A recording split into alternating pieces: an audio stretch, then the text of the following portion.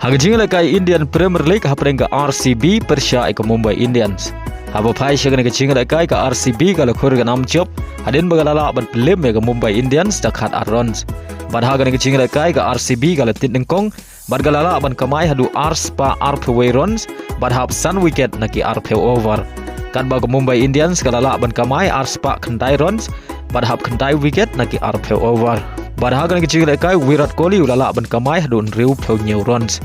Baleng bagan ke jing job ka RCB kala kiu sha ka Kyrdan ka balai haga min ek hen point. Hagajing lekai Indian Super League semi final second leg hapreng ka Mohunbagan Super Giant Persha ka Jamshedpur. Hagan ke jing lekai ka Mohunbagan ka balasya penlim ha ka first leg kala khori ka nam job hagan ke jing lekai second leg adin bagalala ban penlim ka Jamshedpur da Arlanon. Bargum juru ka Mohunbagan Super Giant kalala ban penlim ha ka goal aggregate da Laila R. Badia ka goal pen job jong ka Mohunbagan layo ban tap hashwa ban kut ka jing lekai kata ha ka minit ka bakhandai pheu plus saw. Baling bagan ke jing job ka Mohunbagan Super Giant kalayo Biang ban Rung ka final jong ka Indian Super League. Hagajing lakai Serie A preng ka bolong na Persha ikane poli aba phai shagan ke jing lakai baro artli ki ken hon ki khai da marshi gol.